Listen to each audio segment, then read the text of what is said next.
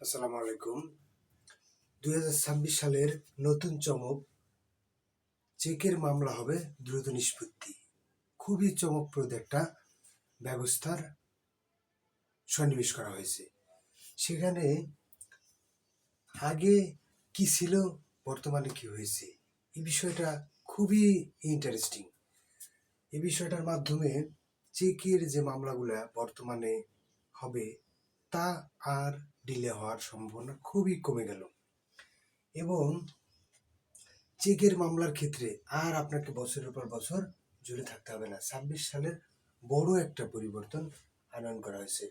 বাংলাদেশে চেকের মামলা সাধারণত হয়ে থাকে কি, এর একটা ১৮৮১ সালের ১৩৮ ধারায় ১৩৮ ধারায় যে মামলাগুলো হয়ে থাকতো ২৬ সালের সংশোধনের আগ পর্যন্ত, তা জটলা বেঁধে মামলাগুলোর দীর্ঘসূত্রিতা পরিণত হতো। কিন্তু এই পরিবর্তনের ফলে, এই নতুন আইন সংশোধনের ফলে আর জটলা হওয়ার সম্ভাবনা অনেকটাই কমে যাবে।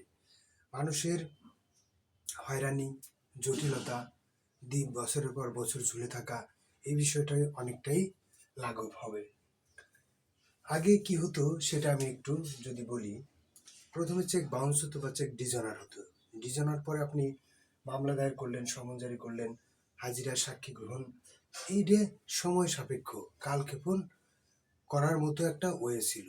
একটা ঢাকা কোর্টে একটা মামলা করলে দেখা যায় যদি ৫০,০০০ টাকা বা ১,০০,০০০ টাকার চেক ডিজনার মামলা হতো, তারপরেও চার্জ গঠনের জন্য যখন ট্রান্সফার হবে তখনও দেখা যেত ৯ মাস ১ বছরের মতো একটা ডেট দিত। দেখুন, বর্তমানে এইটা আর থাকছে না।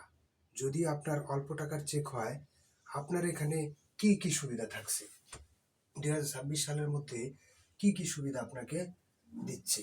দ্রুত সমন জারির ব্যবস্থা করতেছে, অপ্রয়োজনীয় তারিখ কমানো।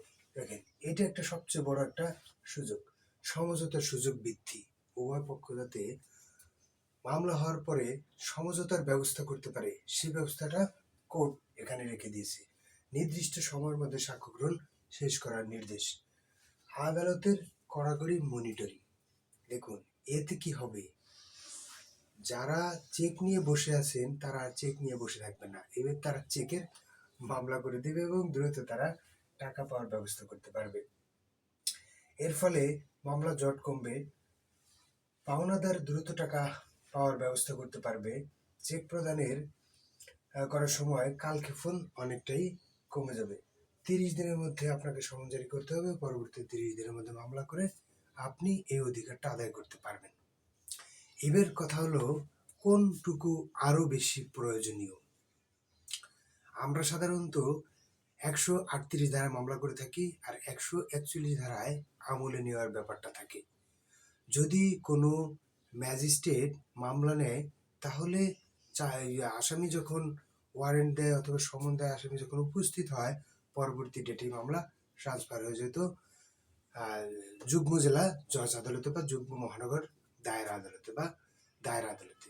দেখেন, এই যে যখন নিকে ট্রান্সফার হতো তখন একটা সময় কালক্ষেপণ হতো এবং সেটা কালক্ষেপণ হওয়ার পরে একটা লম্বা ডেট পড়তো। ওই কোর্টে আবার জামিন নিতে হতো, ফ্রেশ বেল, এবং ওখানে আবার চার্জ গঠন হতো। তো এখন আর এই সুযোগটা থাকছে না।